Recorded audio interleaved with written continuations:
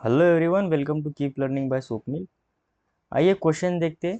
Question कह रहा है plumb bob is hang hung from the ceiling of a train compartment. If the train moves with an acceleration a along a straight horizontal track, the straight supporting the bob makes an angle tan inverse a by g with the normal to the ceiling. Suppose the train moves on an inclined straight track with the uniform velocity. If the angle of the incline is tan inverse a by g,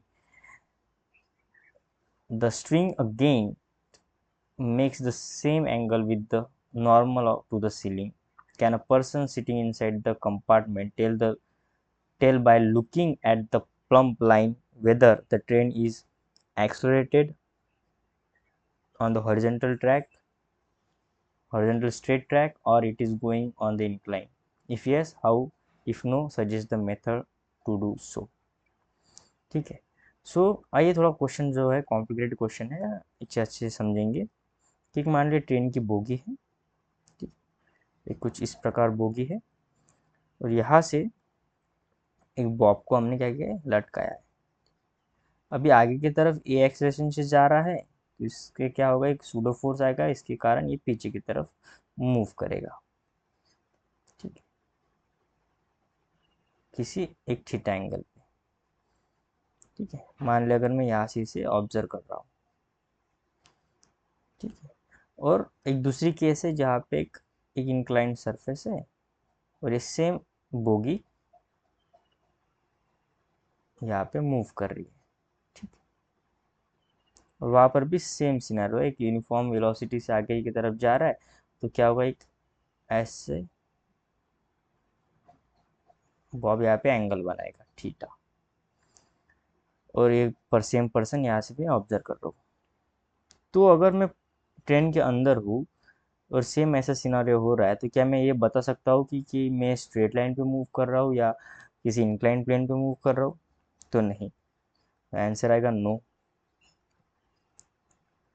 person sitting inside can't tell this by looking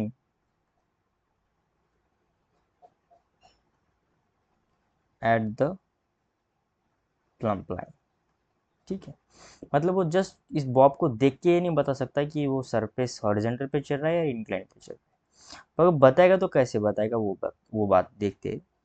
कि जैसे मान ले कि एक straight line पे अगर ये जाल चल रहा है बोगी, ठीक है, और कुछ ऐसे यहाँ पे एंगल बना रहा है, एक एक्सलेशन से आगे जा रहा है, तो जो टेंशन होगा यहाँ पे, तो ये भी एंगल थीटा होगा। इस स्ट्रिंग पे एक टेंशन होगा, जिसका एक कंपोनेंट यहाँ पे आ जाएगा टी कॉस थीटा, एक कंपोनेंट इस डायरेक्शन में आ जाएगा टी साइन थीटा।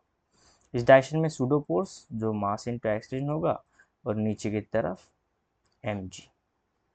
तो यहाँ से अगर देखने वाली बात आती है, तो यहाँ पे जो एंगल है हमारा, वो तो है tan theta is equals to a by g, और गिवन भी है क्वेश्चन में। और यहाँ पे जो एम जी को बैलेंस कर रहा है, वो है टी कॉस थीटा। अगर मैं कॉस थीटा को देखूँ, अगर थीटा क्या होता है, हमेशा वन से छोटा होता है। मैक्सिमम वैल्यू थीटा की वैल्यू आएगी वन, जब थीटा होगा जीरो। जब थीटा जीरो होगा, यानी ये एंगल अगर जीरो होता है, तब वो एम जी के इक्वल आएगा। इसका मतलब यहाँ से ये पता चल रहा है कि जो टेंशन है वो कम है एम जी से। सीधे से दिख के हम बता सकते हैं।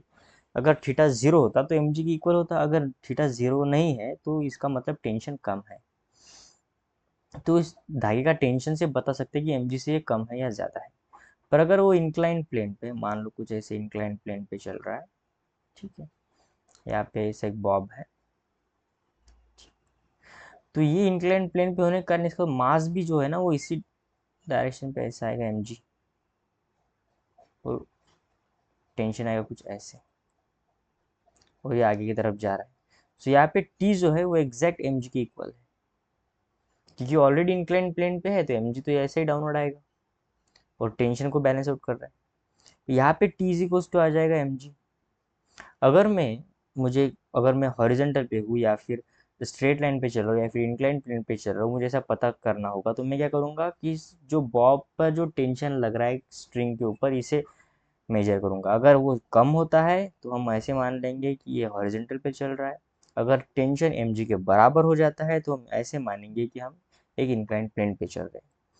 So by finding